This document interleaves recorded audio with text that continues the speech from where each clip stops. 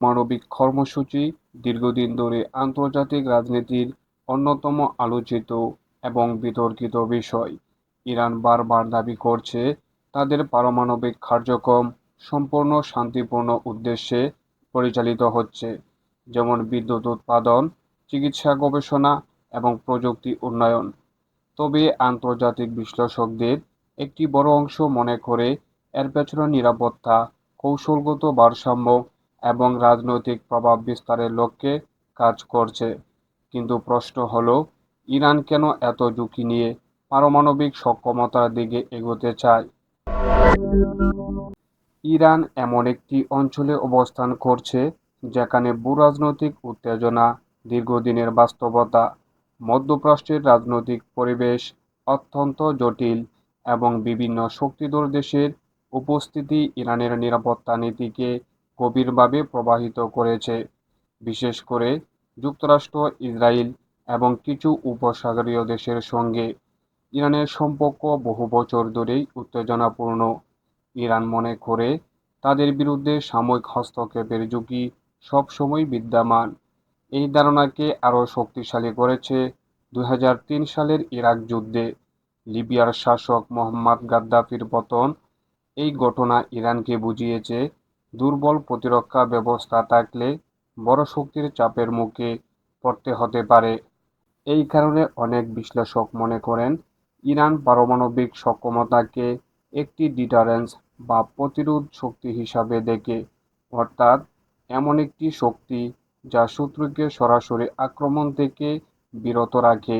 বিশ্লেষকদের মতে, পারমাণবিক সক্ষমতা থাকলে বাইরের শক্তিগুলো সরাসরি সামরিক অভিযান চালানোর আগে বহুবার চিন্তা করে।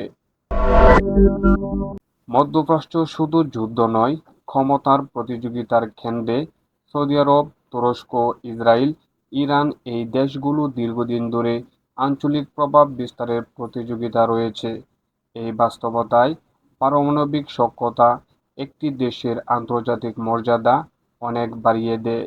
এটি শুধু সামরিক শক্তি নয়, বরং কূটনৈতিক প্রভাব, আন্তর্জাতিক দর কষাকষির ক্ষমতা এবং বৈশ্বিক আলোচনার শক্ত অবস্থান তৈরি করে। ইরান মনে করে পারমাণবিক প্রযুক্তিতে অগ্রগতি অর্জন করলে তারা আন্তর্জাতিক চাপ মোকাবেলা আরও শক্তিশালী হবে।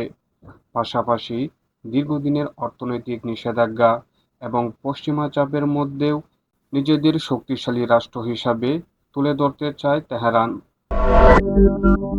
ইসরায়েলের পারমাণবিক সক্ষমতা নিয়ে দীর্ঘদিন ধরে আন্তর্জাতিক ধারণা রয়েছে। যদিও ইসরায়েল আনুষ্ঠানিকভাবে তা স্বীকার করে না, তবু মধ্যপ্রাচ্যের নিরাপত্তার সমীকরণে এই বিষয়টি অত্যন্ত গুরুত্বপূর্ণ। অনেক বিশ্লেষক মনে করেন ইরান মনে করে যদি তাদের প্রতিদ্বন্দ্বী দেশগুলোর কাছে শক্তিশালী সামরিক সক্ষমতা থাকে, তাহলে ভারসাম্য রক্ষার জন্য তাদের একই ধরনের সক্ষমতা প্রয়োজন। এ কারণে ইরান নিজেদের কৌশলগত অবস্থান শক্তিশালী করার চেষ্টা করছে বলে ধারণা করা হয়। তবে এখন সবচেয়ে বড় প্রশ্ন হলো, ইরান কি সত্যিই শুধু নিজেদের নিরাপত্তা নিশ্চিত করতে চায়, নাকি মধ্যপ্রাচ্যে আরও বড় শক্তি হয়ে ওঠার লক্ষ্য নিয়েই এগোচ্ছে? আর যদি ইরান পারমাণবিক সক্ষমতা অর্জন করে, তাহলে মধ্যপ্রাচ্যের ক্ষমতার ভারসাম্য ঠিক কোন দিকে যাবে? আপনার কি মনে হয়, ইরানের এই পদক্ষেপ কি আত্মরক্ষার কৌশল, নাকি ভবিষ্যতে আরও বড় সংঘাতের ইঙ্গিত? আপনার মতামত কমেন্টে জানাতে ভুলবেন না। ভিডিওটি ভালো লাগলে চ্যানেলটি সাবস্ক্রাইব করুন।